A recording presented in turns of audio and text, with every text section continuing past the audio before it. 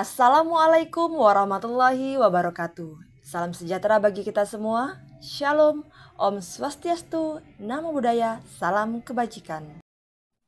Perkenalkan, nama saya Marini SPDI dari SD Plus Indo Global Mandiri Palembang. Pada Jambore GTK Inovatif, saya akan membagikan praktik baik dengan topik asesmen.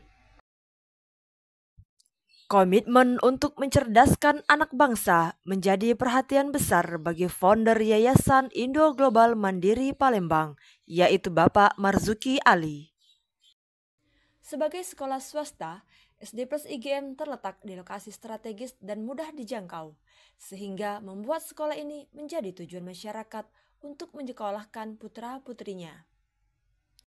Sebagai salah satu sekolah yang memiliki sistem penjamin mutu internal, maka menjaga kualitas rapor mutu menjadi hal utama. Unggul. Namun, pada tahun 2020 sampai tahun 2021, Indonesia mengalami krisis pendidikan. Begitu pula dengan lembaga kami, SD Plus Indo Global Mandiri Palembang.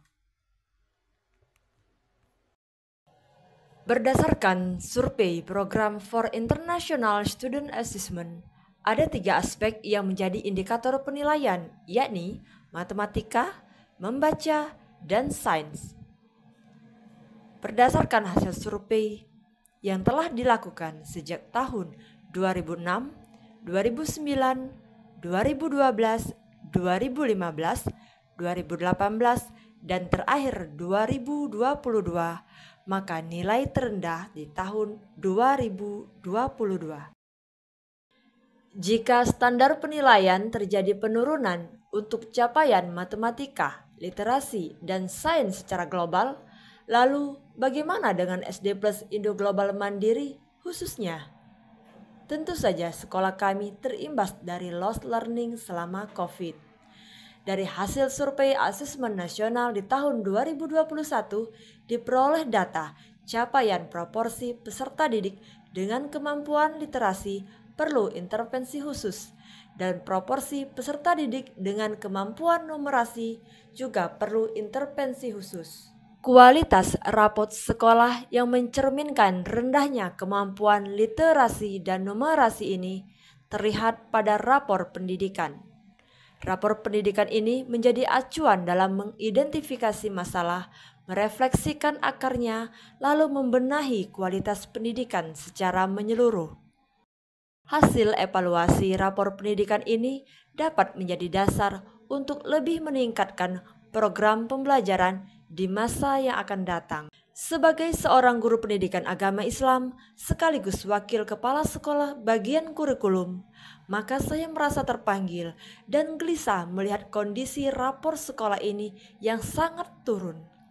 Saya harus mengambil peran utama secara teknis untuk mengambil langkah strategis agar pada tahun berikutnya rapor pendidikan dapat lebih baik, terutama untuk faktor kognitif, capaian literasi, dan numerasi.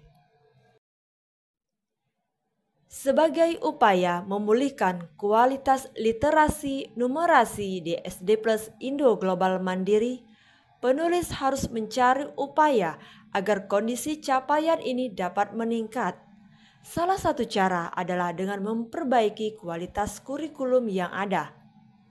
Namun, kurikulum pada saat ini merupakan praktik baik sebagai akronim kata yang terdiri dari kupas rancangan intensif kelas untuk literasi numerasi. Berikut akan saya paparkan langkah-langkah untuk membenahi kurikulum. Untuk membenahi keadaan tersebut, maka penulis berkolaborasi dengan semua guru untuk memanfaatkan salah satu fitur platform Merdeka Belajar yang dapat menjadi sumber pembelajaran asesmen literasi numerasi, yaitu fitur mengajar, tepatnya kelas. Untuk memanfaatkan platform Merdeka Mengajar, tentunya menggunakan teknologi. SD Plus Indo Global Mandiri Palembang memiliki 47 guru yang berlatar belakang sarjana pendidikan dan magister dengan kemampuan teknologi yang telah teruji. Hal ini terbukti dengan adanya penghargaan pada masa pandemi corona, yaitu terpilihnya menjadi top 10 inovasi pelayanan publik untuk bidang pendidikan karena telah menerapkan sistem pembelajaran hybrid learning selama masa COVID. Aset manusia yang dimiliki oleh SD Plus Indo Global Mandiri ini sebuah keuntungan bagi penulis, karena penulis dengan mudah mengajak kolaborasi dan bekerja sama untuk meningkatkan kemampuan literasi dan numerasi pada platform Merdeka. Langkah kedua adalah intensif kelas untuk literasi numerasi.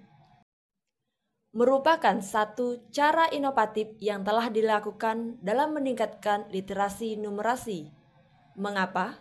Karena kelas yang dimaksud dalam intensif kelas adalah kelas yang ada dalam platform Merdeka Mengajar, dan ini kelas digital yang memerlukan keterampilan untuk menggunakannya.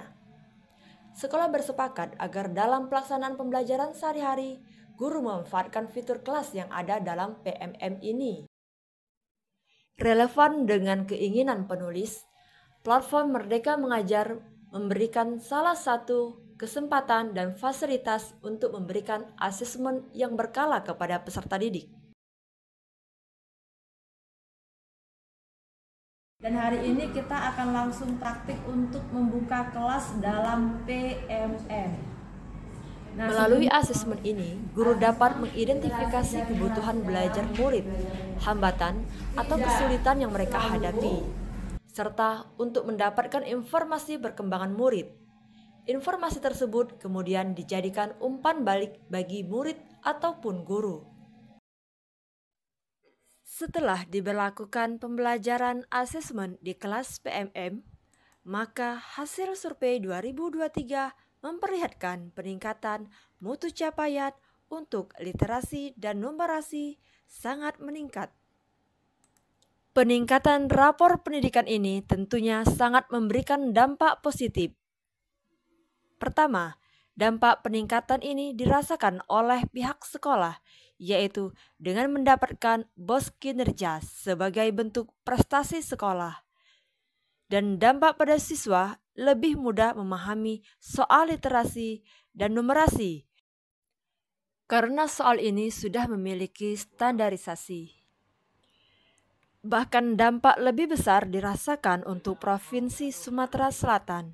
Mengapa? Dengan peningkatan rapor sekolah tentu mempengaruhi peringkat provinsi secara nasional.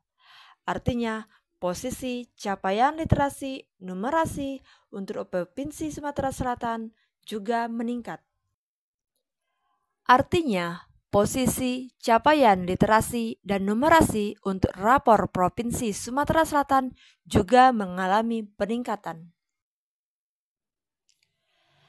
Sebagai tindak lanjut, strategi kurikulum ini akan dilaksanakan dan diberlakukan di tahun depan sejak kelas 4 sebagai pembekalan sebelum naik ke kelas 5.